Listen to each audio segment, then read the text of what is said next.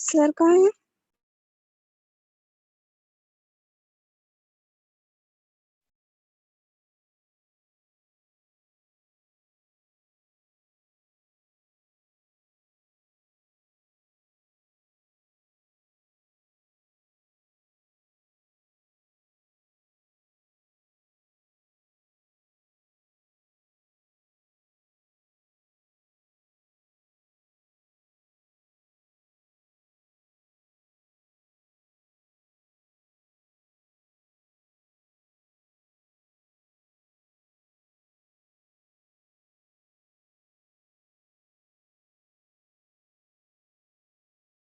Hello, good afternoon sir. Sir कहाँ हैं? नहीं आए।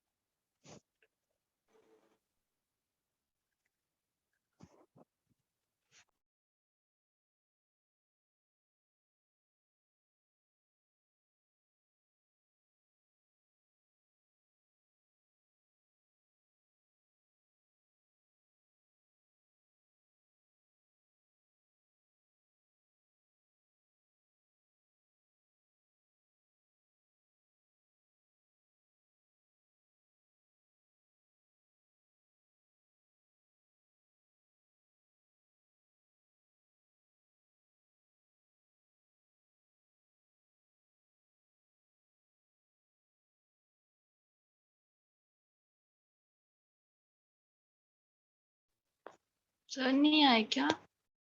नहीं, नहीं आया है।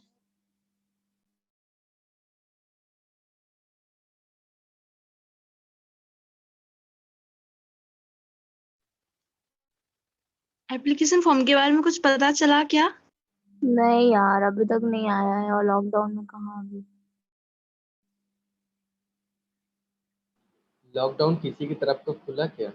नहीं भाई, नहीं खुला है। हमारी तरफ तो 5 मई तक हो गया है।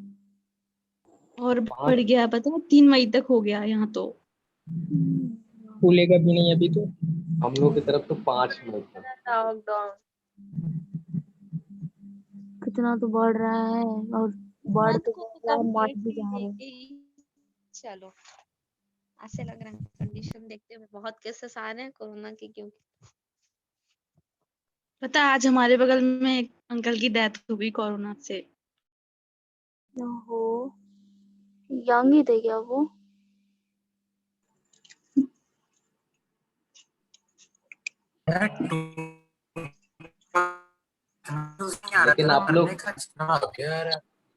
लेकिन आप लोग चिंता मत करो, आप लोग को कुछ नहीं होगा।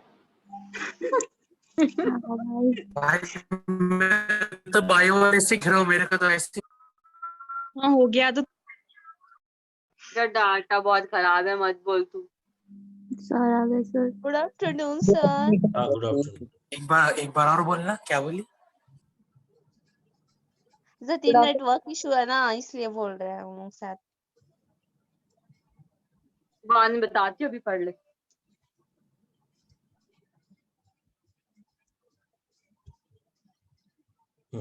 बस बेटा स्टार्ट कर रहे हैं। सर कल फिर से पीडीएफ नहीं मिला हाँ सर। मैं भेजता हूँ बेटा, आज मैं सारी तीनों कंबाइन करके भेजता हूँ। Okay sir.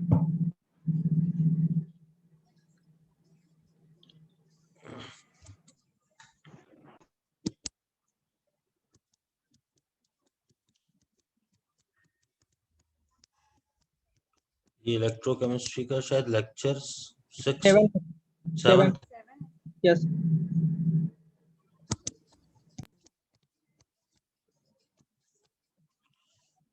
तो ये इसका अपन लेंगे पार्ट सी।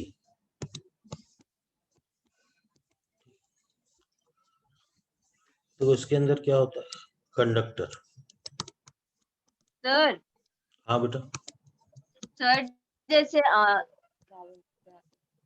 चलो तुल्यांकी भार लिखते हैं ना, तो ऊपर में लिखते हैं अणु भार बटे बैलेंस फैक्टर। तो सर हाँ। बैलेंस फैक्टर तो जो चेंज होता है उसका बैलेंस फैक्टर लेते हैं, और जो मॉलिक्यूलर वेट होगा वो पूरा यौगिक का होगा कि जो पार्ट चेंज हो रहा है उसका बस होगा। पूरे कंपाउंड का।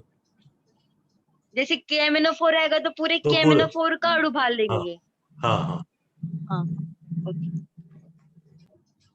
देखो चालक क्या होते हैं, दो तरह के चालक होते हैं। एक होता है आपके पास मेटेलिक कंडक्टर,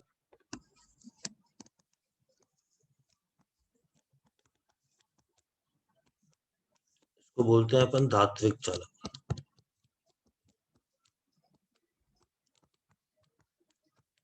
धात्विक चालक, ठीक है। अब देखो धात्विक चालक का मतलब क्या है, जैसे अपन ये बात करें कि भाई ये जैसे मान लो ये कॉपर वायर है, ठीक। या अपन बात करें कि जैसे मान लो ये कोई एल्यूमिनियम वायर है, ये एल्यूमिनियम वायर है, तो इसको धात्विक चालक बोल रहे हैं। और चालकता होने का मतलब क्या है कि आपने क्या किया, यहाँ से करंट दिया इसको, यहाँ से इलेक्ट्रॉन दिया और आपने हाथ यहाँ लगाया। तो चालक का मतलब जैसे थर्मल कंडक्टिविटी होती है ना कि भाई आपने इसको यहाँ गर्म किया, आपने इसको यहाँ गर्म किया और आपने हाथ यहाँ दूसरे सिरे पे लगाया, तो भी आपको हीट फील हो रही है, तो इसको क्या बोलते हैं अपन, कंडक्टेंस, चालकता बोलते हैं। उसी तरीके से चालकता क्या होती है कि भाई आपने वायर लगा रखा है, एक सिरे पे आपने करंट दिया और दूसरे सिरे पे भी आपको करंट फील हो रहा है, तो वो धात्विक चालक होते हैं। तो अपने को ये पढ़ना नहीं है, लेकिन ये डिफरेंस अपने को इसके अंदर बताना पड़ता है। तो धात्विक चालकता में ये बताना पड़ता है, इनिट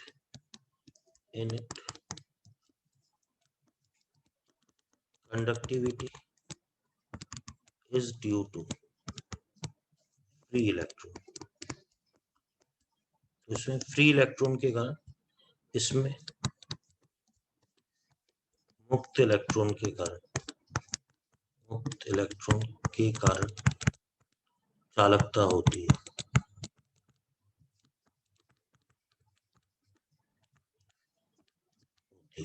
ठीक। फिर इसी में दूसरा आता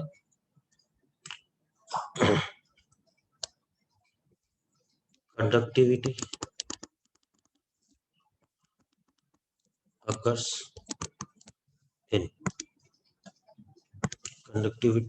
in solid state।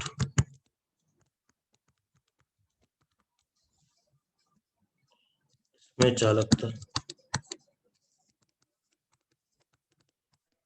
चालकता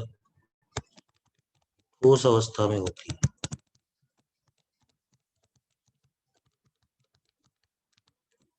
ठीक। फिर आता है by increasing temperature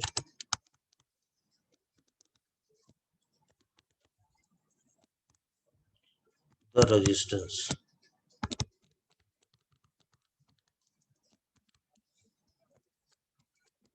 increases, so conductivity decreases। ये इंपॉर्टेंट पॉइंट है। ताप बढ़ाने पर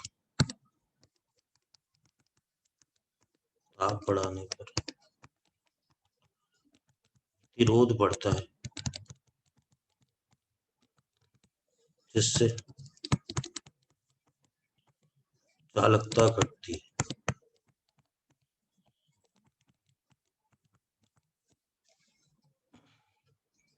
बेटा ये तो बातें थी अपनी इसकी भाई ये अपन एक कंपैरिजन पढ़ेंगे। अपन ने पहला नंबर पर पढ़ा है धात्विक चालक, अब इसी से तुलना करते हुए दूसरा जो अब अपने को इस चैप्टर का पार्ट, इसको बोलते हैं इलेक्ट्रोलाइटिक कंडक्टेंस। इलेक्ट्रोलाइटिक कंडक्टेंस तो बोलते हैं, हिंदी में बोलते हैं अपन विद्युत अपघटनी चालकता। बेटा मैं बताता हूँ इसका मतलब क्या होता है। तो आपने एक कंटेनर लिया, इसके अंदर क्या है, गलित NaCl ले लिया, फ्यूज्ड NaCl, फ्यूज्ड गलित। एक में जलीय NaCl ले लिया। मुझे पता है चाहे ये लिया चाहे ये लिया, इसमें Na+ होंगे, इसमें Cl- होंगे, इसमें भी Na+ होगा, इसमें Cl- होगा। अब क्या होता है बेटा, आप ध्यान देना, आपने क्या किया, करंट को यहां से पास किया, करंट पास किया, ठीक है, यहां आपने हाथ लगा दिया, तो क्या होगा उस केस में भी, ठीक, हेलो,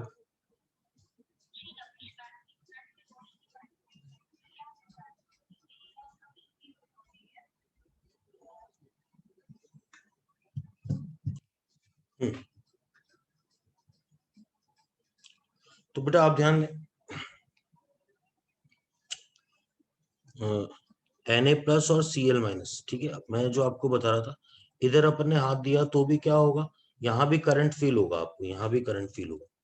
सिमिलरली यहाँ से आपने एक वायर डाल दिया जहां से करंट दिया, और यहाँ से हाथ दिया आपने तो भी करंट फील होगा। इसी को क्या बोल रहे हैं, गुड कंडक्टर ऑफ इलेक्ट्रिसिटी। तो इस तरीके का जो सॉल्यूशन होता है, ये भी क्या होता है, गुड कंडक्टर ऑफ इलेक्ट्रिसिटी होता है। तो इसमें क्या आता है, सबसे पहली बात इसके अंदर कंडक्टिविटी इज ड्यू टू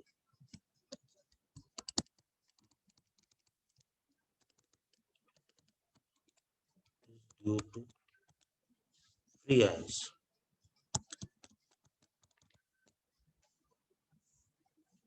एक मिनट,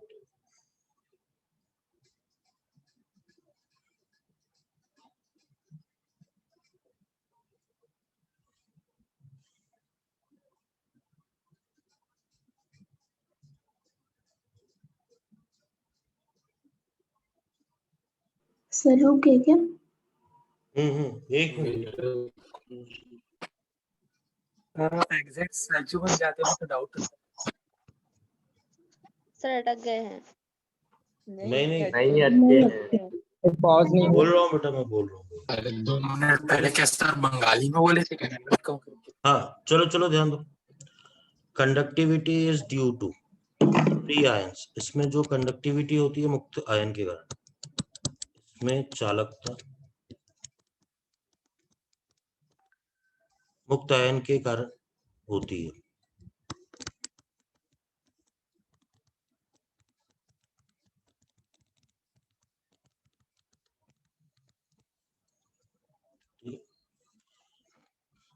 तो इसमें जो चालकता है, तो आपसे डिफरेंस पूछेगा, ऊपर वाले में जो चालकता थी वो किसके कारण थी, ड्यू टू फ्री इलेक्ट्रॉन, और इस वाले में जो चालकता है वो ड्यू टू क्या है, फ्री आयंस है, फ्री आयंस के कारण चालकता होती है। फिर जो दूसरा डिफरेंस आता है इसके अंदर, ठीक है, इनेट conductivity occurs in fused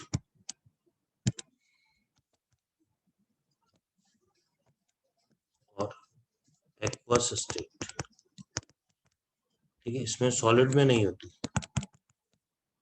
solid में कंडक्टिविटी नहीं होती, इसमें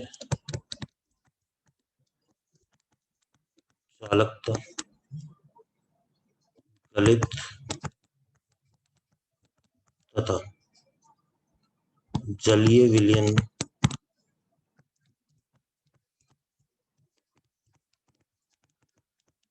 होती है तथा ठोस में नहीं, ठोस में नहीं होते। ठीक। फिर एक और बात आती है by increasing temperature, by increasing temperature conductivity also increases since ionization increases। ताप बढ़ाने पर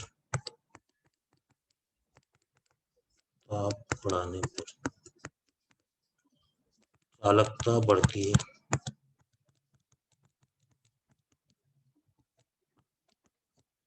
चालकता बढ़ती है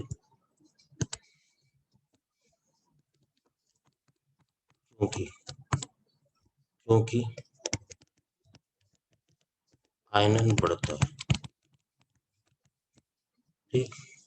बेटा अब मैं ना, देखो आप समझना, आप तो बिल्कुल ये मान के चलो नया चैप्टर स्टार्ट हो रहा है।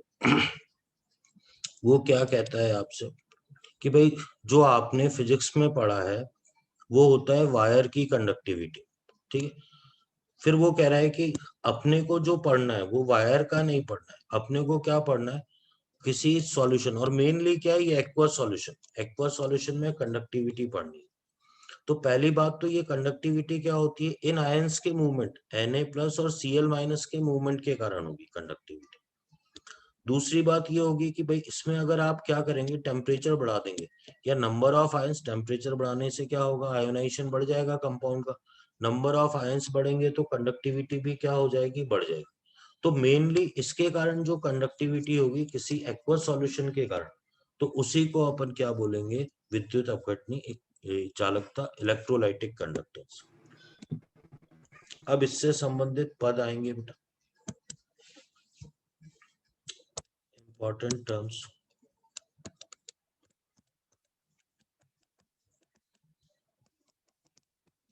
related to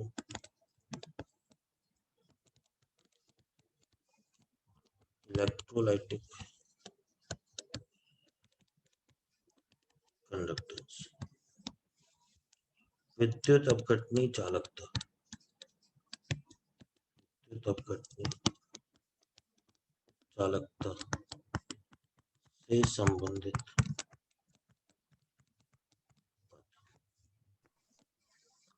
बेटा देखो सबसे पहला आएगा, कोई डेफिनेशन की जरूरत नहीं है, रेजिस्टेंस। ठीक है। प्रतिरोध। बेटा एक बात ध्यान रखना, इस वाली में क्या है, आसान सा है लेकिन फॉर्मूले बहुत ज्यादा है, आपको याद करना पड़ेगा। आपको पता है ना, V = IR होता है, तो क्या होता है आपके पास, R = क्या आ जाएगा, V/I आ जाएगा। और इसकी यूनिट ध्यान रखनी है आपको, इसकी यूनिट ओम होती है या ओम, ये इस तरीके से लिखेंगे ओम, इसकी यूनिट। ठीक है। फिर दूसरा शब्द आता है इसमें चालकता, कंडक्टेंस। बोलते हैं तो चालकता, इसको लिखते हैं, इसको R से लिखते हैं, इसको C से लिखते हैं, इसको बोलते हैं रेसिप्रोकल ऑफ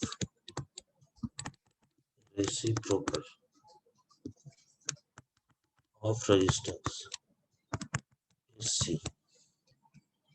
प्रतिरोध का व्युत्क्रम, प्रतिरोध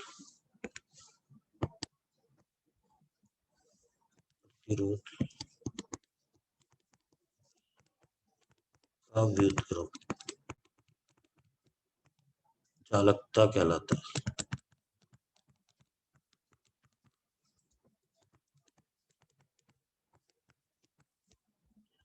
तो बेटा इसका जो फॉर्मूला आता है C = 1/R। बेटा इसकी यूनिट पे ध्यान देना, ओम इनवर्स ऐसे लिखा है, इनवर्स या फिर महो। ठीक है।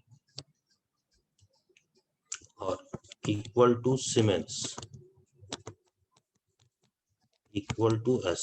बेटा ये बड़ा इंपॉर्टेंट है, इसकी यूनिट अपन ये बोले, और ये बिल्कुल सब इक्वल है, 1 ohm inverse equal to 1 mho equal to 1 siemens, ठीक है, इक्वल यूनिट होती है, ठीक। तो बेटा जो अभी तक काम की पहली बात आई है वो ये है कि कंडक्टेंस का फॉर्मूला और इसकी यूनिट, देखो आपको सीमेंस की फॉर्म में क्वेश्चन मिलेंगे, ठीक है, सीधे फॉर्मूला ध्यान रखना है। फिर इसके बाद तीसरा नंबर आता है आपके पास विशिष्ट प्रतिरोध, तो बोलते हैं अपन इंग्लिश में स्पेसिफिक रेजिस्टेंस, इसको रो से लिखते हैं अपन, रो से। कुछ भी खास नहीं बेटा, जो फिजिक्स में पढ़ते हो वही का वही चल रहा है। देखो आपको पता है आर समानुपाती क्या होता है, एल बाई ए, पढ़ा होगा ना फिजिक्स में ऐसा कुछ आपने। हाँ सर, जिसमें रो आर कांस्टेंट इज आ इक्वल जाता टू, है। हाँ, R is equal to rho L by A हो जाता है, ठीक है। तो ये फॉर्मूला होता है, बस यहीं से ये रो आ जाता है, rho is equal to R into A by L आ जाएगा, ठीक है। तो ये फॉर्मूला नंबर 3 नाम दे देता हूँ।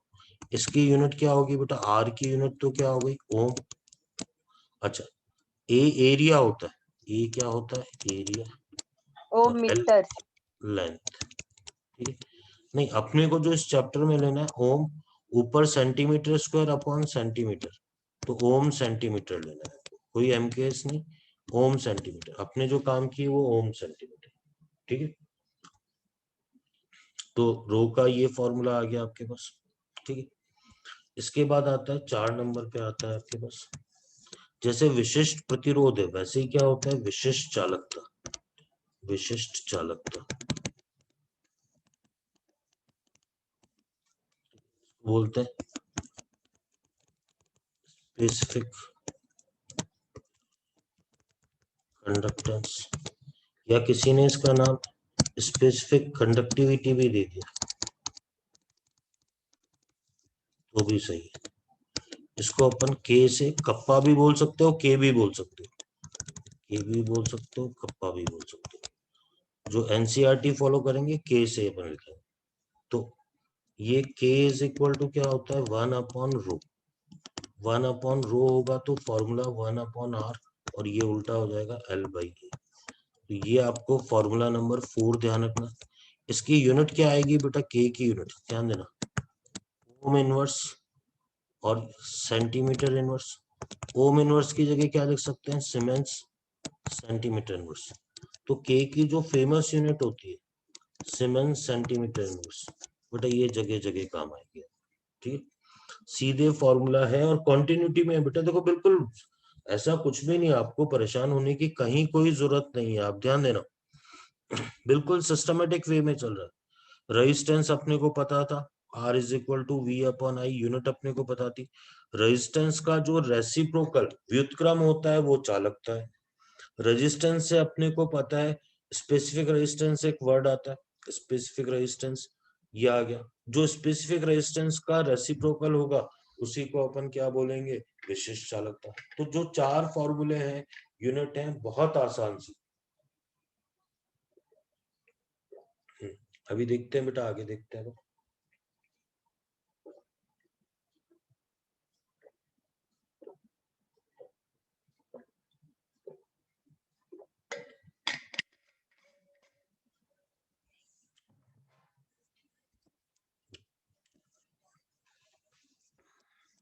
इसके बाद बेटा 5 नंबर पे आता है आपके पास मूलर चालकता,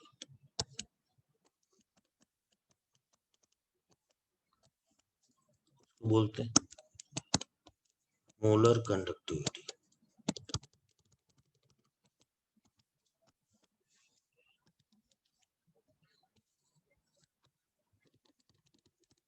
conductivity due to 1 mole compound, जैसे क्या है एग्जांपल है, तो 1 मोल H2SO4 98 ग्राम,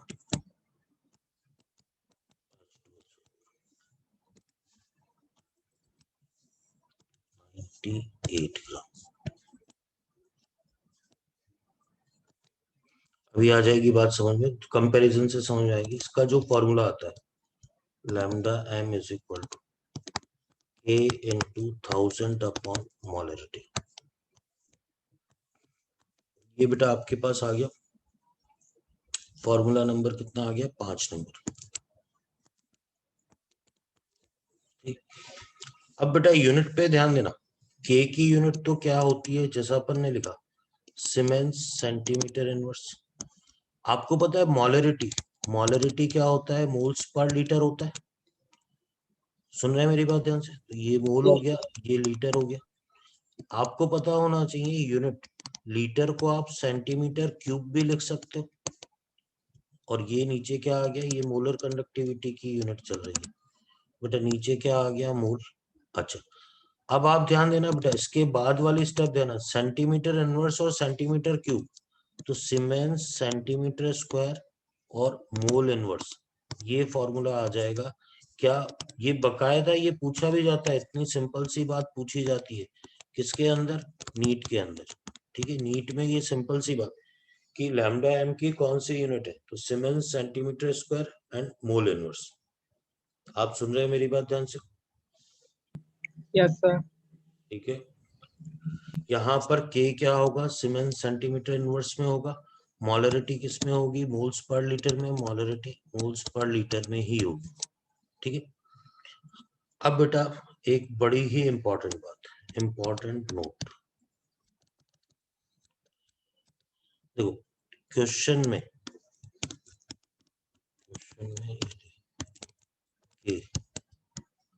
सीमेंस मीटर इनवर्स में है, तो बेटा इसको शॉर्ट ट्रिक ही मान के चलना, तब फॉर्मूला चेंज हो जाएगा।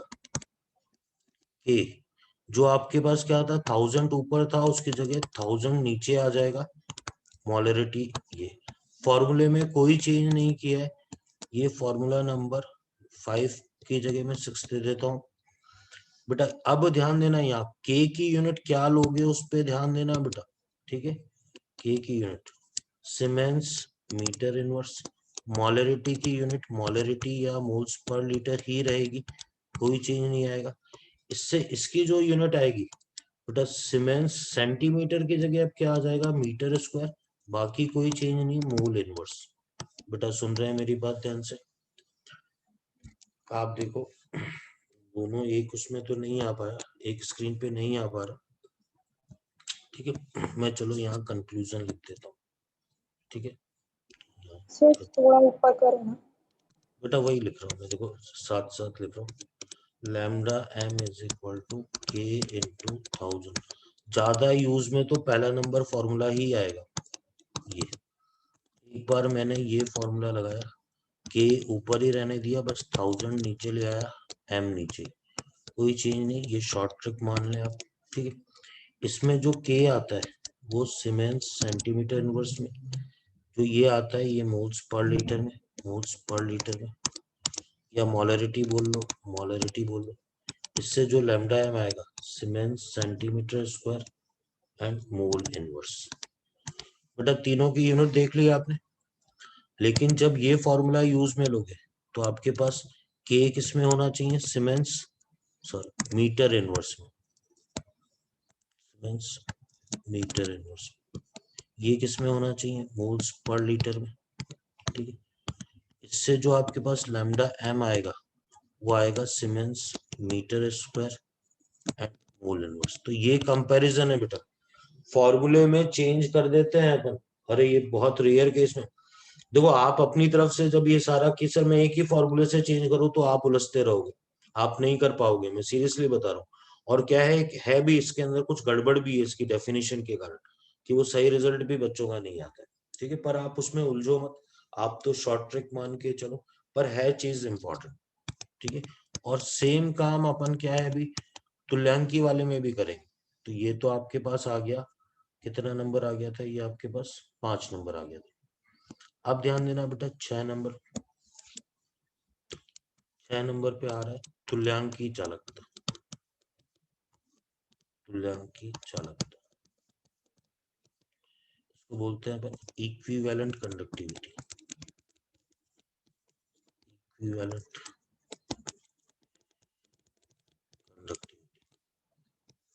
इसको लिखेंगे अपन लैम्डा इक्विवेलेंट। फॉर्मूला क्या आएगा बेटा, वही तो k into 1000 अपॉन नॉर्मलिटी। और लैम्डा इक्विवेलेंट का एक और फॉर्मूला आएगा k अपॉन 1000 अपॉन नॉर्मलिटी। अब आपको इस कंपैरिजन बिल्कुल वही का वही है बेटा। तो यहाँ k लेना है आपको सीमेंस सेंटीमीटर इनवर्स में, नॉर्मलिटी या तो नॉर्मलिटी बोल लो या आपको पता होना चाहिए ग्राम इक्विवेलेंट अपॉन लीटर। ठीक है, इससे जो ये आएगा ये आपके पास सीमेंस सेंटीमीटर स्क्वायर और इक्विवेलेंट की जैसे मोल था उसकी जगह इक्विवेलेंट की पावर में -1, तुल्यांक की पावर में -1। ठीक है, और यहां पर क्या होगा बेटा, के तो वही आ गया सीमेंस, अगर मीटर इनवर्स में ले रहे हैं नॉर्मलिटी में ही ले रहे हैं तो ये जो आपके पास आएगा ये आपके पास सीमेंस मीटर स्क्वायर और इक्विवेलेंट -1। बेटा ये चीजें भी पूछी जाती हैं, ये आपको यूनिट तुल्यांकी और मोलर चालकता की यूनिट भी पता होनी चाहिए। सुन रहे हैं मेरी बात ध्यान से बेटा आप लोग? Yes sir. ठीक है, अच्छा डेफिनेशन में शायद नहीं लिखी मैंने, लिख देता हूँ। 1 ग्राम तुल्यांक, 1 ग्राम तुल्यांक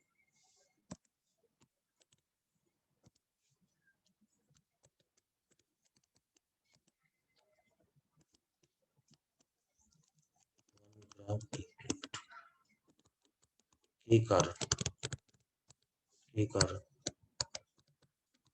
चालकता कंडक्टिविटी, ये तुल्यांक की चालकता। जैसे क्या है मैं आपको बताता हूँ, 1 ग्राम तुल्यांक H2SO4 कितना होता है, 49 ग्राम।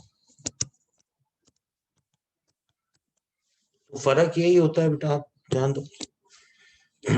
जब अपन ने मोलर चालकता की बात करी थी, मोलर चालकता, तो मोलर चालकता क्या था, 1 मोल में कितने होते हैं, 98 ग्राम होता है। तो 98 ग्राम के कारण जो चालकता आई थी वो तो मोलर चालकता थी, मतलब 1 मोल के कारण जो आई थी। और 1 ग्राम इक्विवेलेंट में कितने ग्राम होते हैं बेटा, H2SO4, एक एग्जांपल ले लिया अपन 49। तो 49 ग्राम के कारण जो टोटल कंडक्टिविटी आएगी उसको क्या बोलेंगे अपन, तुल्यांकी चालकता। आपको हालांकि डेफिनेशन की कहीं कोई जरूरत नहीं है, इसलिए बेटा मैं उसके बहुत लंबे चौड़े डिस्कशन पे भी नहीं जा रहा हूँ। ठीक है ना,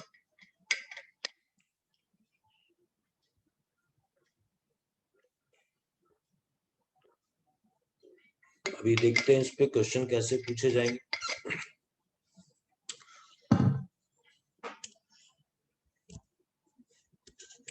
सात नंबर पॉइंट देखो,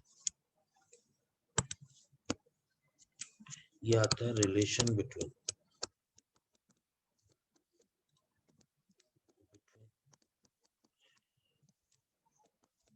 मोलर चालकता व तुल्यांकी चालकता के बीच में संबंध। बेटा आप ध्यान देना, मुझे पता है लैम्डा इक्विवेलेंट का फॉर्मूला था k into 1000 अपॉन नॉर्मलता। मुझे पता है नॉर्मलता इज इक्वल टू क्या होता है, मोलरता इनटू वैलेंस फैक्टर। पहले बताओ ये पता है ना सभी को? Yes sir. तो अब आप ध्यान दो, मैंने इस फॉर्मूले को ऐसा लिख दिया, k into 1000 upon molarity into balance factor. ठीक, अब आप मेरी बात ध्यान से देखना,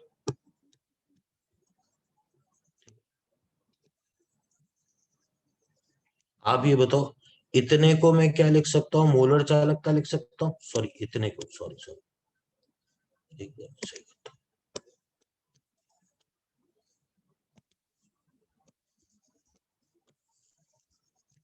भाई मोलर चालकता क्या थी मेरे पास, k into 1000 अपॉन m, यही तो मोलर चालकता थी। तो मैंने क्या लिख दिया, इसकी जगह मोलर चालकता रख दिया। तो lambda equivalent is equal to क्या आ गया, लैम्डा m अपॉन क्या आ गया, बैलेंस फैक्टर। बेटा ये फॉर्मूला नंबर 7 आ गया। मैंने कहा ना बेटा इसमें फॉर्मूले ज्यादा है। ठीक है, अच्छा इसके बाद जो L/A सेल नियतांक आता है 8 नंबर पे, सेल नियतांक, सेल कांस्टेंट।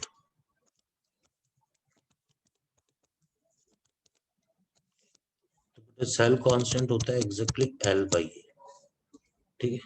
तो सेल कांस्टेंट L/A, बेटा ये शुरू में आया था formula K/R, K is equal to 1/R into L/A था, ठीक है। तो खैर वो कोई इश्यू नहीं है, ये फॉर्मूला याद नहीं भी हो तो चलेगा, पर आपको पता होना चाहिए ये L क्या होता है और A क्या है। बेटा मैं आपको बताता हूँ एग्जैक्टली L और A की कहानी क्या है। स्टूडेंट को जो बुक में लिखा रहता है उससे बड़ा कंफ्यूजन रहता है, मैं यहाँ ढंग से L और A लिखता हूँ। बेटा इसमें क्या करते हैं अपन, इस तरीके से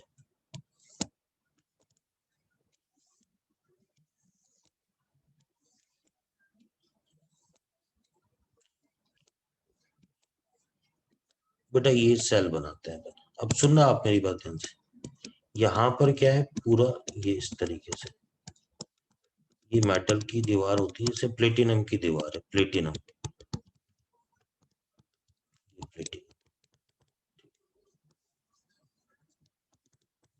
ये प्लस या बैटरी लगा दो, कोई ऐसा इश्यू नहीं, माइनस, ठीक। इसको हमेशा क्या है पूरा भरते हैं कंप्लीटली, ये इसकी शर्त होती है कि सेल के अंदर जो भी एक्वस सॉल्यूशन है उसको पूरा भरा जाता है बेटा, पूरा भरा जाता है। आपको है ना बहुत सारी बातें ढंग से समझ में आएंगी बेटा, अभी सुनना आप मेरी बात ध्यान से, ठीक है। देखो क्या होता है, आपको जब फिजिक्स में पढ़ाया जाता है तो आपको पढ़ाया जाता है ना R समानुपाती L/A पढ़ाते हैं बेटा आपको। L क्या होता है, इसकी लंबाई होती है वायर की, पहले मेरे को बताओ L वायर की लंबाई होती है, पता है आपको? Yes sir. तो आपको पता है यहाँ भी L क्या होता है, L वास्तव में लिक्विड की लेंथ ऑफ सॉल्यूशन होती है, क्योंकि ये जो पूरा सॉल्यूशन है ना यही किसकी तरह काम कर रहा होता है, यही अपोज कर रहा होता है आयंस के फ्लो का। तो L को बोलते हैं लेंथ ऑफ एक्वस सॉल्यूशन, या ये बोल दो सॉल्यूशन, विलयन की लंबाई, विलयन की लंबाई। और आप कहोगे सर हमने तो सारी किताब छान ली, ये मिला ही नहीं कहीं। कारण क्या है, वास्तव में क्या होगा, विलयन की लंबाई देखो वही होगी ना, ये इलेक्ट्रोड है बेटा, ये इलेक्ट्रोड है। आप मेरे को बताओ डिस्टेंस बिटवीन इलेक्ट्रोड,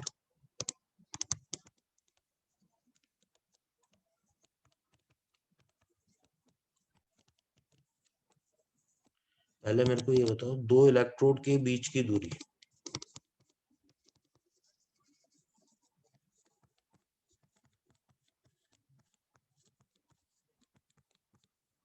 बेटा ये विलयन की लंबाई भी तो उतनी ही होगी जितनी इलेक्ट्रोड के बीच की दूरी है, बोलो। Yes sir. Yes sir. ठीक है, अब देखो हालांकि मैं ये सब नहीं भी बताता ना, पर एग्जैक्टली कंसेप्ट यही होता है, इसलिए क्या है मैं हमेशा बताता हूँ आपको, दो इलेक्ट्रोड के बीच की दूरी। बेटा आपको ये क्वेश्चन में भी यही यूज में आएगा, ये चीजें यूज में नहीं आएंगी, ये लंबाई वाली बात, पर कंसेप्ट यही होता है। अब इसी कारण से क्या होता है, आप देखो क्रॉस सेक्शन एरिया आपने पढ़ा है ना, अनुप्रस्थ काट का क्षेत्रफल, वायर में पढ़ते हो ना बेटा आप, वायर में। Yes sir. ठीक, अब आप ये देखो जब इस विलयन को काटेंगे तो एरिया ये आएगा बेटा, ये एरिया आएगा। आप मेरे को बताओ ये एरिया और ये एरिया बराबर होगा ना, जो इलेक्ट्रोड का एरिया है। तो इसीलिए होता तो वो ए क्या है, विलयन का अनुप्रस्थ काट का क्षेत्रफल, पर इसी कारण से अपन ए को, ए वास्तव में होता क्या है, सुनना, ए होता क्या है आपके पास, ए क्रॉस सेक्शन एरिया,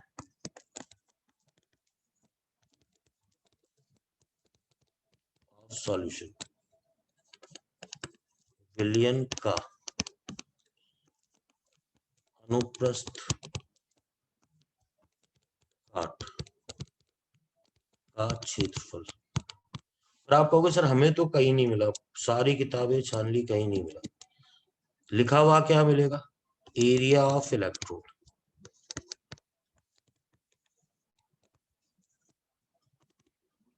इलेक्ट्रोड का क्षेत्रफल।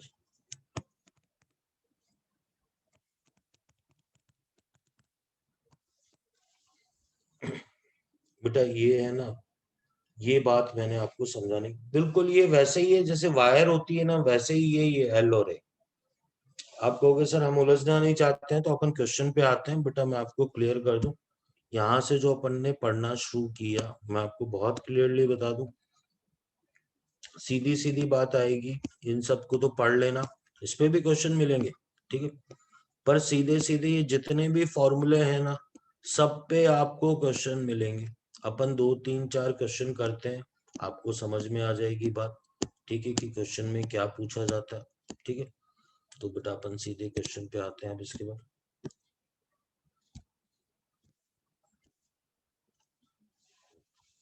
बेटा क्वेश्चन क्या पूछा जाएगा आप देखना।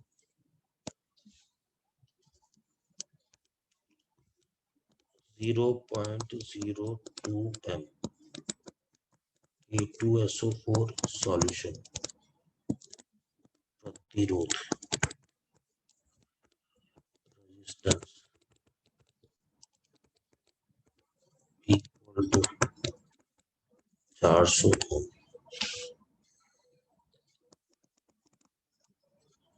इलेक्ट्रोड के बीच की दूरी, बीच की distance equal to centimetre. Electrode का एरिया, एरिया मतलब क्षेत्रफल, बराबर 20 सेंटीमीटर स्क्वायर। अब ये कह रहा है आप कैलकुलेट करो कि ये बराबर क्या, मोलर चालकता बराबर क्या, तुल्यांकी चालकता बराबर क्या। बेटा इस तरीके से आपको हो सकता है, आप क्योंकि वो है ऑब्जेक्टिव रहेगा तो एक ही चीज पूछेगा वो इसके अंदर। तो देखो आप सीधे सीधे आपको फॉर्मूले आने चाहिए, स्क्रीन पे दिख रहा है आपको, फॉर्मूले आने चाहिए, ठीक है। और रिजल्ट के यूनिट भी पता होनी चाहिए, 1/r इंटू एल बाई ए, ठीक है। आर का मान आ गया 400, 400 लिख दिया। एल का मान आ गया बेटा, दूरी कितनी दे रखी है 10, और ये आ गया 20, 2 आ गया 1/800। और बेटा इसकी यूनिट आएगी सीमेंस सेंटीमीटर इनवर्स। पहले बताओ ये इस यूनिट में आंसर आएगा, ये बात समझ गए आप? जब सारी बात ओम में और सेंटीमीटर में होगी, आपको मैक्सिमम 99% क्वेश्चन इसी में मिलेंगे इस यूनिट में। ये तो पहला हो गया इसका। मोलर चालकता का फॉर्मूला बेटा ये याद होना चाहिए, सिर्फ फॉर्मूले में वैल्यू रखनी, 1000/m। के का मान आ गया 1/800, 1000/m। मोलरता का मान बेटा 0.02 आ जाएगा, 0.02। इसको सॉल्व करोगे और जो ये रिजल्ट आएगा सीमेंस सेंटीमीटर स्क्वायर और मोल इनवर्स में आ जाएगा। सुन रहे हैं मेरी बात ध्यान से? बोलो। Yes sir. फिर तीसरा नंबर देखो बेटा, तुल्यांकी चालकता, फॉर्मूला याद होना चाहिए, a इंटू 1000/नॉर्मल था, 1/800 इंटू। अब मेरे को बताओ 0.02 की जगह क्या लिखूं? K2SO4 है, K2SO4 इंटू 2 का सर 2 से मल्टीप्लाई कर 2 से मल्टीप्लाई कर देंगे, क्योंकि इसका क्या वैलेंस होगा, बैलेंस फैक्टर 2 होगा ना, कुल धनात्मक या ऋणात्मक आवेश। सॉल्ट का भी नीचे लिखता हूं मैं, तो 0.04 आ जाएगा, इस पे ध्यान देना, 0.04। और यूनिट क्या आएगी, सीमेंस सेंटीमीटर स्क्वायर। तुल्यांक हिंदी में तुल्यांक लिखा होगा, बाकी इंग्लिश में इक्विवेलेंट इनवर्स, हिंदी में भी लिख देता हूँ, सीमेंस सेंटीमीटर स्क्वायर, फिर यूं लिखा होगा तुल्यांक और पावर में -1, ठीक है। देखो अब एक क्वेश्चन ध्यान देना बेटा, 2 नंबर ध्यान दो, ठीक है। 0.04 m CuSO4 प्रतिरोध बराबर 200 ओम। ठीक है, के का मान दे रखा है 4 × 10⁻⁻⁴ सीमेंस। बेटा आप थोड़ा सा ध्यान देना, और ये दे रखा है मीटर इनवर्स में। ठीक है, आपसे पूछा है मोलर चालकता, ये siemens metre square, metre square, और मोल इनवर्स में कितनी है, ये रिवीजन में लेना बेटा। बस फर्क इस बात का है कि स्टूडेंट इसमें उलझते मत रहना। जो मैंने आपको शॉर्ट ट्रिक बताई है कि जब रिजल्ट इसमें चाहिए, आपको इसमें रिजल्ट चाहिए, तो आप क्या करोगे, फॉर्मूला ही चेंज कर दोगे। 1000 जो ऊपर था उसकी जगह 1000 नीचे आ जाएगा। बेटा याद आ गया आपको? बोलो बेटा। Yes sir. ठीक है, ये खास बात है, ये खास बात है भैया। ठीक है, अब के की वैल्यू कुछ नहीं करना, के की वैल्यू 4 × 10⁻⁻⁴, ये आ गया 1000। ठीक है, और मोलरता का मान आ गया 0.04। ठीक है, रेजिस्टेंस दे रखा था, इसका कोई काम ही नहीं आया, तो ऐसी कोई जरूरत नहीं है। सर कल यही बोल रहा था, कुछ फालतू के लाइक ऐसे नंबर दिए रहते हैं ना, तो उसी को बोल रहा था। हाँ हाँ, वो मैं समझ गया था कल वाली बात। ठीक है, ठीक है, मैं आपको है ना 2 दिन का मुझे पता है आप। अच्छा एक बात और बेटा, हेलो, आप सभी सुन रहे हैं मेरी बात ध्यान से? मैं अभी लिख भी दूंगा इस बात को। Yes sir. का क्या है कि रिडॉक्स वाला चैप्टर प्रैक्टिस टेस्ट में हो गया था। ठीक है, यस सर। तो मेरी सर से बात हुई थी, तो सर ने कहा कि अभी क्या है कि इनको है ना सर, आप ये 2 चैप्टर, एक तो इलेक्ट्रोकेमिस्ट्री, जितना मतलब अपना मोस्ट प्रोबेबली कल परसों में कंप्लीट हो जाएगा, तो इलेक्ट्रोकेमिस्ट्री प्लस केमिकल इक्विलिब्रियम, ये दोनों बेटा, ये दोनों चैप्टर अब आप है ना, ये टेस्ट का संडे के टेस्ट का ये सिलेबस रहेगा बेटा। अब आपको है ना थोड़ा सा कष्ट करना पड़ेगा, कल मैंने कुछ और बोला था। ठीक है, अब ये फाइनल है। ठीक है, ओके सर। सभी स्टूडेंट ये नोट कर लेना, इलेक्ट्रोकेमिस्ट्री एंड केमिकल, रसायन, विद्युत रसायन व रासायनिक सामने।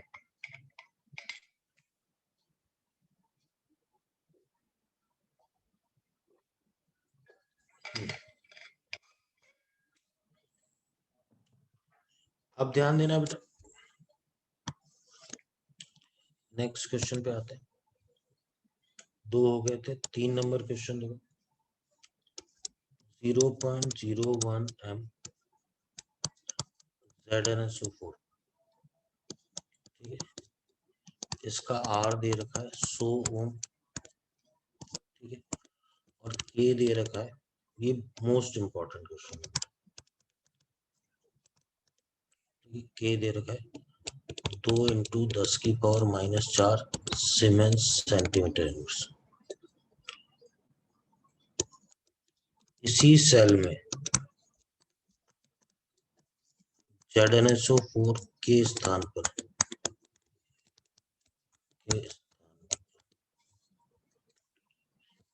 0.02 m Al2SO4 होल थ्राइस, जिसका R है 400 ओम, को भरा जाता है।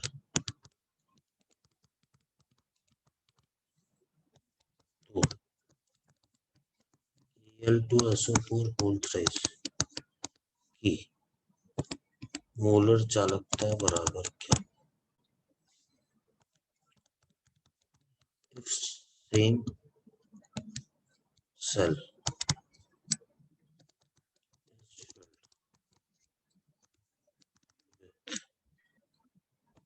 0.02 m Al2SO4 whole thrice whose resistance is 400 ohm, then molar conductivity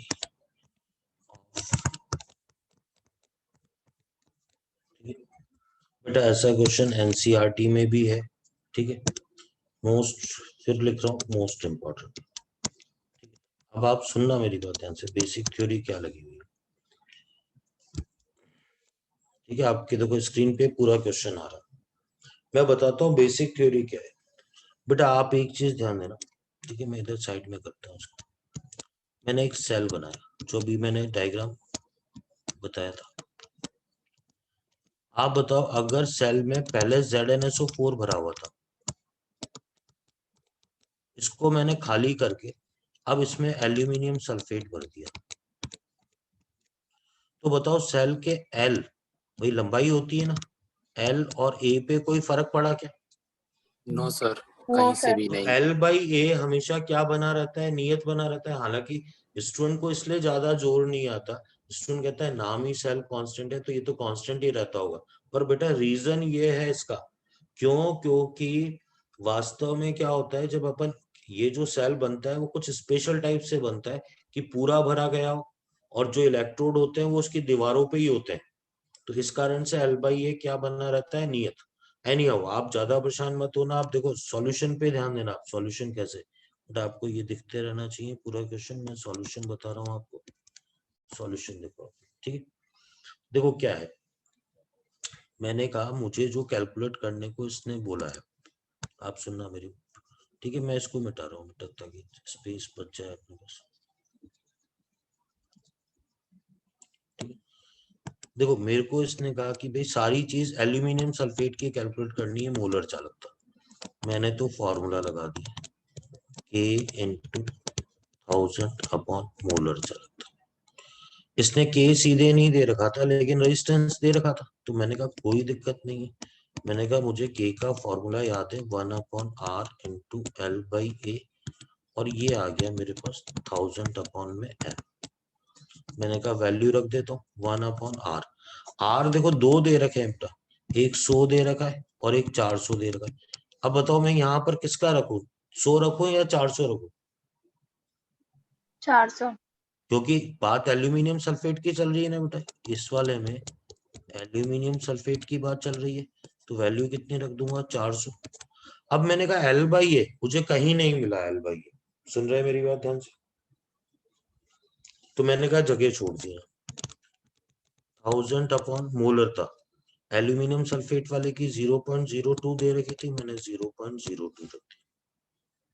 बेटा अब मैंने क्या डिसाइड किया, इसमें L/A मिसिंग था ना, मैंने कहा जो जिंक सल्फेट के डेटा दे रखे हैं उससे जो L/A आएगा वही L/A यहाँ भी होगा, बोलो।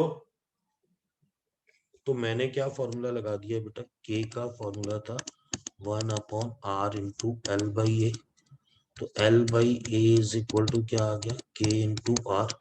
ये सारी बात चल रही है जिंक सल्फेट के लिए, तो K की वैल्यू बेटा ये दे रखा है K 2 इंटू 10 की पावर -4, रेजिस्टेंस 100 दे रखा है 100, तो बेटा जब इसको सॉल्व करूंगा मैं तो आप कितना आ जाएगा बेटा, 2 इंटू 10 की पावर -2 आ जाएगा, -2 तो 2 इंटू 10 की पावर -2 मैंने यहाँ रख दिया बेटा। ये वैल्यू इस वाले से वैल्यू निकाली और इसमें L/A की वैल्यू रख दी। यही क्वेश्चन की खास बात थी कि एक डेटा से तो आप L/A निकालोगे, दूसरे सॉल्यूशन में वो वैल्यू आप रख दोगे। आ रही है मेरी बात समझ में? सर इसको Yes. रिपीट, बोलो बेटा। सर इसको रिपीट कीजिए ना। बेटा देखो बताता हूँ,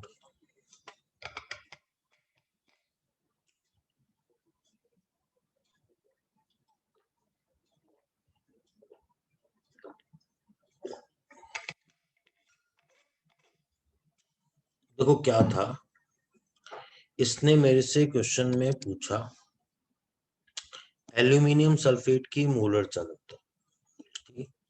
मैंने कहा मैं जो भी है वो सारी चीज एल्यूमिनियम सल्फेट की यूज में लूंगा, मैंने फॉर्मूला लगा दिया, ठीक है।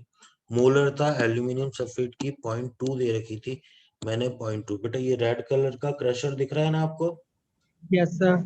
0.02 कैसे आया ये बात समझ गए ना आप? Yes sir. ठीक है।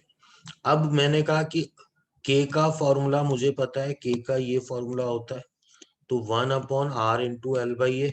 मुझे एल्यूमिनियम सल्फेट का रेजिस्टेंस, ठीक है, एल्यूमिनियम सल्फेट का रेजिस्टेंस 400 वो भी रख दिया मैंने। फिर एल बाई ए रखना था, मैंने पूरा क्वेश्चन वापस पढ़ा, मुझे कहीं भी एल बाई ए नहीं मिला, मैं फंस गया। मैंने कहा इसका मतलब जो जिंक सल्फेट के डेटा दे रखे थे इससे शायद एल बाई ए निकल जाए। तो मैंने इससे एल बाई ए देखा तो बिल्कुल जिंक सल्फेट वाले से मेरे पास क्या आ रहे थे, एल बाई ए की वैल्यू आ रही थी। और जिंक सल्फेट वाले के एल बाई ए की वैल्यू में यहाँ रख सकता था, क्योंकि अगर एज ए स्टूडेंट मैं आपको बोलूं तो एल बाई ए का नाम क्या है, सेल नियतांक। मतलब जो नियतांक होता है वो तो इसके लिए भी वही होगा, उसके लिए भी वही होगा, इसलिए ये मान यहाँ रखा जा सकता है। बोलो बेटा। Yes sir. Yes sir. ठीक है। अब बेटा अपने पास एक और फॉर्मूला आया था, उस पर भी क्वेश्चन करेंगे अपन। एक फॉर्मूला अपने पास ये आया था, lambda equivalent equal to molar चालकता अपॉन बैलेंस फैक्टर। ठीक, आप ध्यान देना बेटा, तो जो लवण होता है ना, लवण जिसको सॉल्ट बोलते हैं, इसका बैलेंस फैक्टर होता है टोटल, ये सॉल्यूशन चैप्टर में बताया था, टोटल पॉजिटिव और नेगेटिव चार्ज। एक तो ये, ठीक है, बैलेंस फैक्टर। और जो अपने पास क्या होता है, केवल आयन होता है, केवल जो आयन होता है उसका बैलेंस फैक्टर होता है जितना उसका चार्ज होता है। अभी आपको आ जाएगी बात समझ। तो ये आपको दे रखा है, ये क्वेश्चन ही एक तरीके से 5 नंबर होगा शायद, जो भी है, ठीक है। कंपाउंड दे रखा है आपको, मोलर चालकता, इसमें तुल्यांकी चालकता, मोलर चालकता बटे में बैलेंस फैक्टर।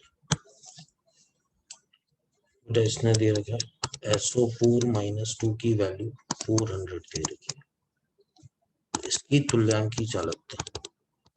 बेटा इसका बैलेंस फैक्टर कितना आएगा, आप ध्यान देना, जितना इसके ऊपर चार्ज है ना सीधे सीधे 2 आ जाएगा।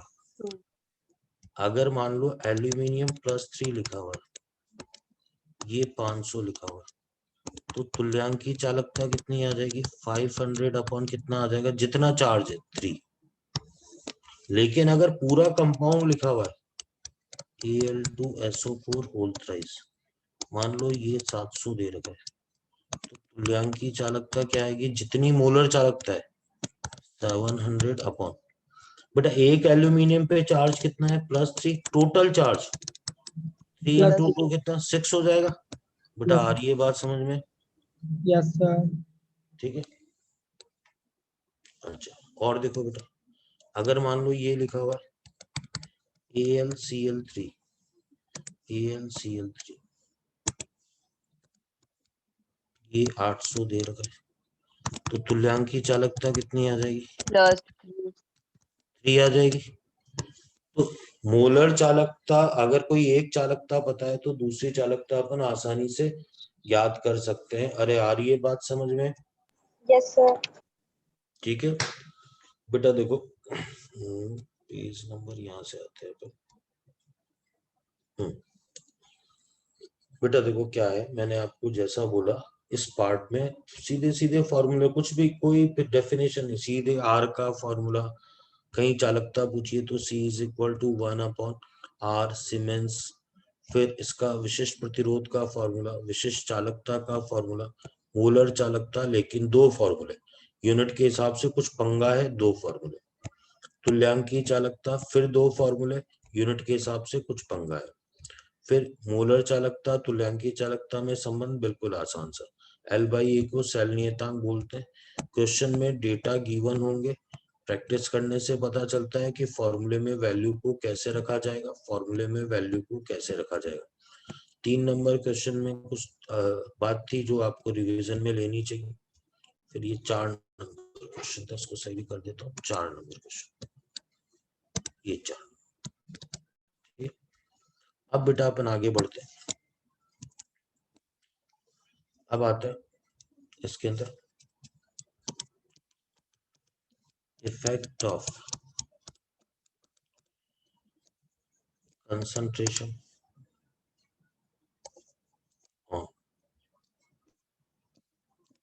मोलर कंडक्टिविटी, सांद्रता का मोलर चालकता पर प्रभाव। बेटा इसमें एक इक्वेशन आएगी जो सीधे एग्जाम में पूछी जाती है, पहले साइंटिस्ट का नाम ध्यान देना, ठीक है। इट इज गिवन बाय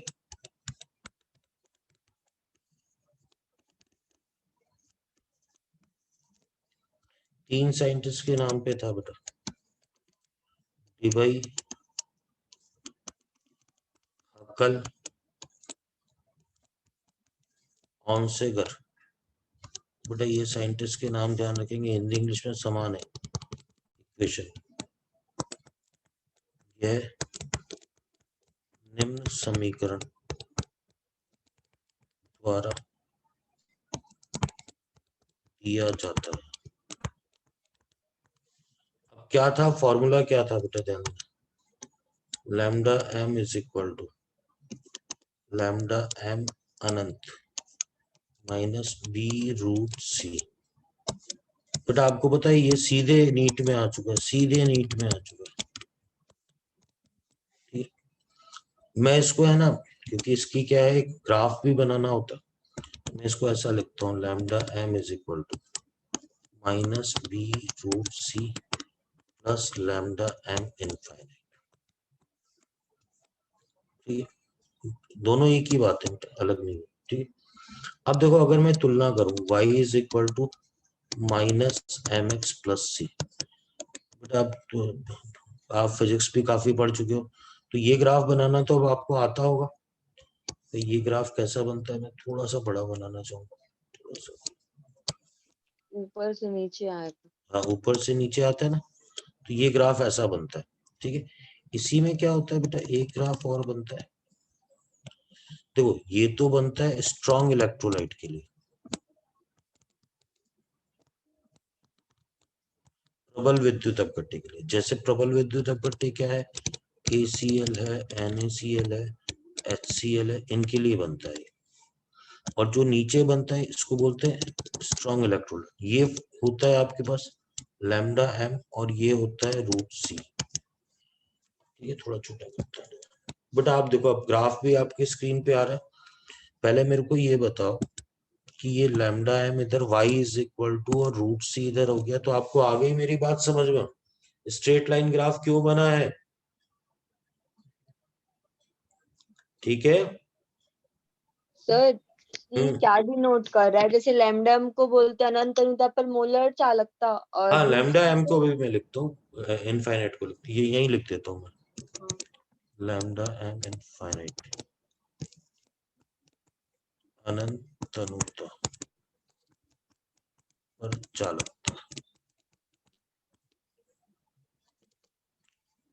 और सी कंडक्टिविटी, इनफाइनाइट डाइल्यूशन, और सी होती है बेटा कंसंट्रेशन, सांद्रता, बी होता है नियतांक, कांस्टेंट, बी नियतांक, ठीक। मैं बताता हूँ बेटा, आप ध्यान से बिल्कुल परेशान मत होना। आप कहोगे सर ये फॉर्मूला कहाँ से आया, मैं सीरियसली बोल रहा हूँ, एक्सपेरिमेंटल है, आप याद करेंगे, ठीक है, याद करेंगे। सर नीचे वाला ग्राफ वीक के लिए बोले ना, हाँ वीक के लिए मैं लिख रहा हूँ, वीक इलेक्ट्रोलाइट, तो उसमें वीक H इलेक्ट्रोलाइट जैसे CH3 COOH है, NH4OH है, जो भी वीक होगा उसके लिए ग्राफ। सर वीक में ऐसा कर्व क्यों आ रहा है फिर? हाँ मैं बताता हूँ, एक्चुअली में क्या है, ये प्रायोगिक रूप से वीक का आयोनाइजेशन ही क्या होता है, कम होता है। आप यूं समझो बेटा, ग्राफ को यूं समझना होता है, इस ग्राफ को, ठीक है। आप सभी स्टूडेंट समझना, और बिल्कुल उलझना नहीं बेटा, आसान सी बात है, इसलिए कोई उलझने वाली बात नहीं है।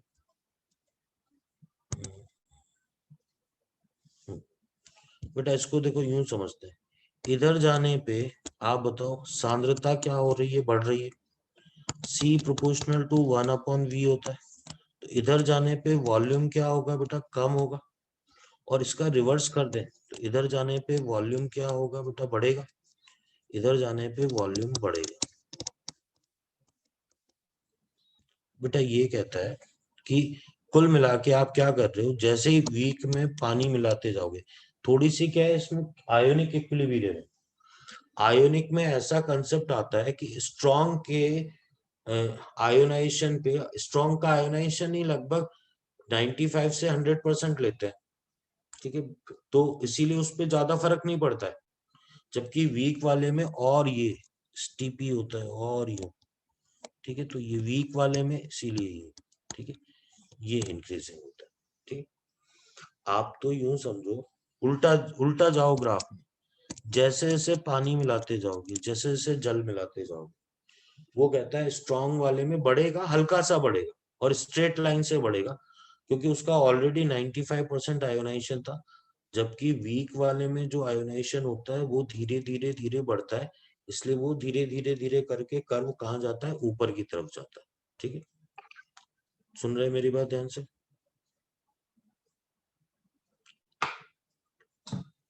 Yes sir. मैं बताता हूँ आप क्वेश्चन के हिसाब से। देखो मैं आपको बताता हूँ क्वेश्चन क्या पूछेगा वो आपसे।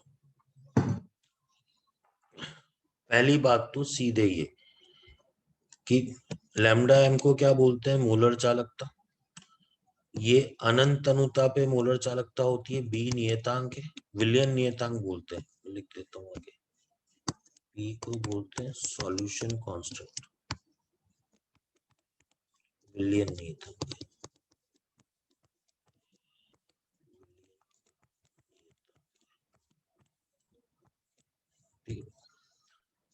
ये अनंत अनुता पे आएगी आपके पास, ये अनंत अनुता पे, ठीक है। पहली बात तो डिबई हकल ऑन्सेगर इक्वेशन क्या थी ये पूछेगा।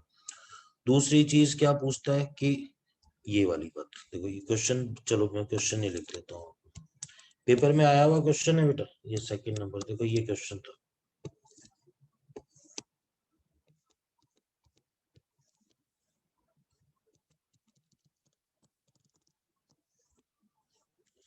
और नीचे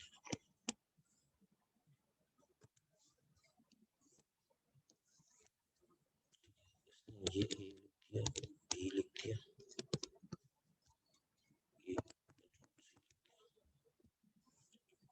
इसने क्वेश्चन में ये दे रखा था करेक्ट मैच, कौन सा सही है, ये ए है, ये बी है, ये NaCl, ये KCl, B KCl,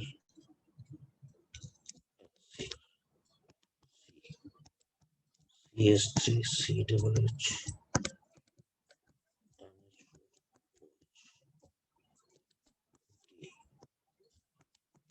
Cl, CH3CHH।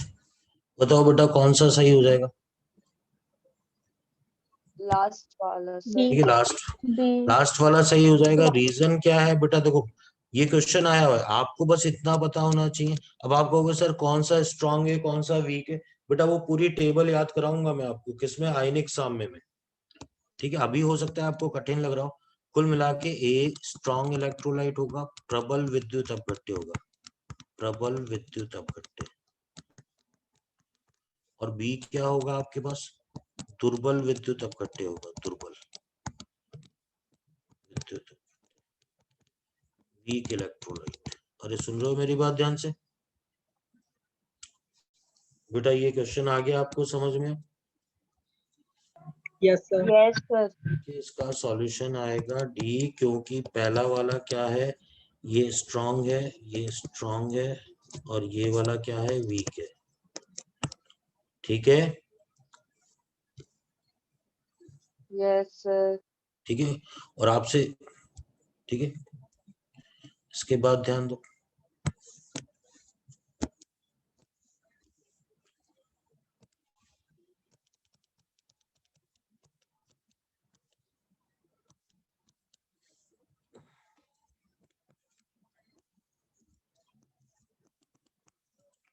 by addition of water in strong electrolyte.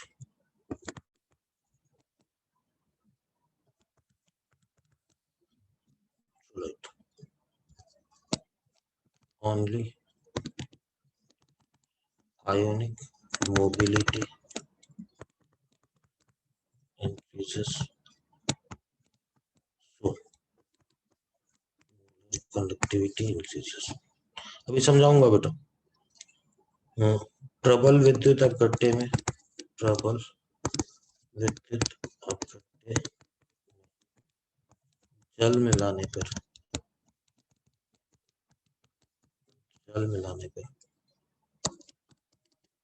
केवल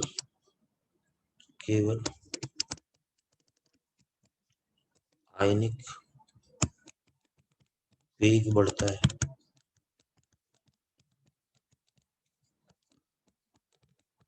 जिससे लैम्डा m बढ़ता है.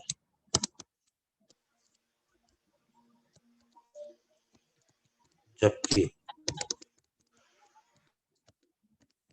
दुर्बल विद्युत अपघट्य में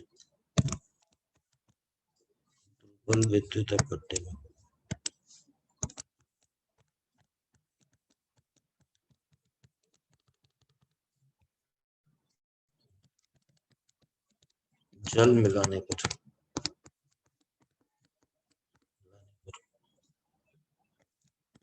वेग व आयनन की मात्रा दोनों बढ़ती है.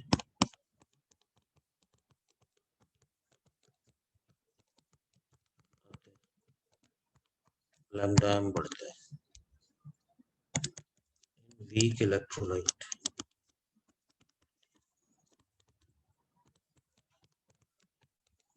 by addition of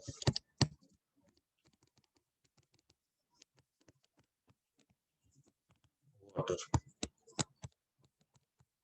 both ionic mobility, velocity and number of ions increases, so molar conductivity increases.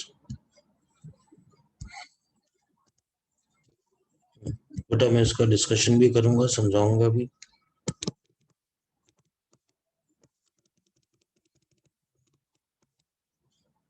Sir increases के बाद क्या लिखा है?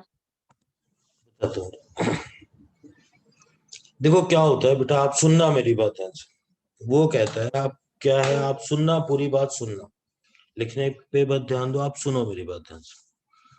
वो कहता है कि आपने क्या किया, NaCl में जल मिला दिया. सुनना मेरी बात बेटा ध्यान से. तो क्या होगा कि उसकी जो मोलर चालकता या तुल्यांकी चालकता थी वो बढ़ जाती. आपने CH3COOH में मिलाया ना वीक वाले में, तो भी उसकी भी बढ़ गई.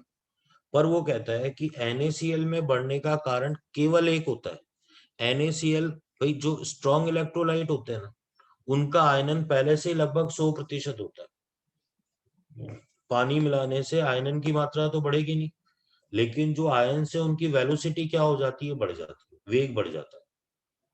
तो स्ट्रॉन्ग इलेक्ट्रोलाइट प्रबल वाले में केवल एक कारण होता है क्या बढ़ने का बेटा, चालकता बढ़ने का, कंडक्टिविटी बढ़ने का एक कारण होता है केवल, कि उनकी वेलोसिटी बढ़ जाती है. और इस वाले में क्या होते हैं, दो कारण होते हैं. एक तो नंबर ऑफ आयंस बढ़ जाते हैं और दूसरा क्या होता है, वेलोसिटी भी बढ़ जाती है. आप सुन रहे हैं मेरी बात ध्यान से, बोलो. Yes sir. ठीक है बेटा, ये ध्यान रखना, ये वाला पॉइंट.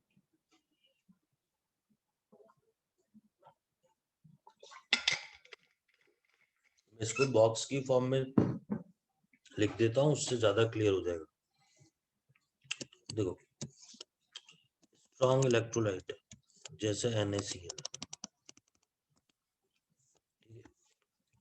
वीक इलेक्ट्रोलाइट है CH3COOH. में क्या मिला है, वाटर मिलाया, इसमें भी क्या मिलाया, वाटर मिलाया। इसमें क्या होगा, मोलर कंडक्टिविटी बढ़ जाएगी, इसमें भी मोलर कंडक्टिविटी बढ़ जाएगी। इसने कहा भैया रीजन बताओ, इसमें रीजन की बात आई तो मैंने कहा एक तो अल्फा बढ़ गया इसमें, पहले जो 1% था वो 10-20% हो गया, और साथ में वेग भी बढ़ गया, आयनों का वेग भी बढ़ गया। ठीक है, इस वाले में क्या बोलेंगे बेटा, अल्फा तो ऑलरेडी कितना था, 100% था, मान के चलते हैं अपन 100%। अब इससे ज्यादा तो क्या बढ़ेगा, तो वो कहता है ये नहीं बढ़ा, केवल क्या होगा, वेग बढ़ेगा, केवल वेग। तो बेटा ये एग्जाम में पूछा जाता है, पानी मिलाने पे दोनों की मोलर चालकता बढ़ती है, लेकिन वीक वाले में दो रीजन होते हैं, अल्फा का भी बढ़ना और वेलोसिटी का भी बढ़ना। इसमें केवल क्या रीजन होता है, वेलोसिटी का बढ़ना। सुन रहे हैं मेरी बात ध्यान से, बोलो बेटा। Yes sir. ठीक है, और ये चलो मैं ना इसको समझाता हूँ, दो मिनट देना, 2 मिनट, फिर बस इसको बाइंड अप करते हैं आज वाले लेक्चर को। भाई कई स्टूडेंट कहते हैं सर पानी मिलाने से वेलोसिटी कैसे बढ़ गई। अब आप सुनना बेटा, आप मान लो एक बाइक चला रहे हो, एक तो क्या है भरी सड़क पे चला रहे हो, पानी मिलाने से क्या होगा, आयन तो उतने ही रहे, लेकिन क्या हो गया, सड़क चौड़ी कर दी मैंने। तो आप ये बताओ, अगर सड़क चौड़ी कर दोगे तो आपकी कार चलाने की स्पीड बढ़ जाएगी ना बेटा। Yes sir. Yes sir. तो बेटा ये भी मैं क्लियर कर दूं, कंडक्टिविटी का मीनिंग क्या होता है। कंडक्टिविटी का मीनिंग ये होता है कि भाई ये सारी बात एक दूसरे से रिलेटेड कैसे है। भाई जब आपने क्या किया, ये आपके पास प्लेटिनम का इलेक्ट्रोड था, ये आपके पास मान लो प्लस था, ये माइनस था, यहाँ पर आपके विलयन में सोडियम प्लस था, Cl माइनस। तो सोडियम प्लस जिस स्पीड से इस तरफ जाएगा ना, ये जाएगा ना इधर, इसी को इसकी वेलोसिटी बोलते हैं। अगर मान लो कोई सोडियम प्लस यहाँ है तो वो भी जिस स्पीड से जाएगा उसकी वेलोसिटी, Cl माइनस यहाँ है और यहाँ जा रहा है तो ये इसकी वेलोसिटी। तो बेटा ये इसी को मोबिलिटी मतलब चालकता का इससे भी संबंध होता है, वेग से। पहले आ रही है मेरी बात समझ में, वेग से मैं कहना क्या चाह रहा हूँ, बोलो बेटा। Yes sir. ठीक है ना, तो जब कैथोड एनोड लगा देते हैं ना, तो जो ये धनायन और ऋणायन के भागने का जो वेग होता है कैथोड या एनोड पर, उसी को उसकी वेलोसिटी बोलते हैं। ठीक है, बाकी बेटा आप पढ़ना इसको। अब क्या है, 2 दिन से मैं आज पक्का आप लोगों को है ना, ये तीन हो गई है पीडीएफ, मैं तीनों भेजता हूँ। श्योर सर लास्ट वाला डायग्राम एक बार दिखाइए ना।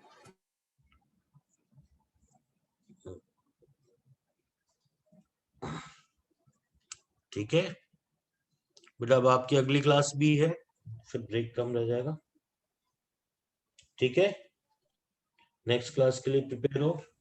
Yes sir. तो उसकी मैं पीडीएफ भेजता हूँ बेटा। Yes sir.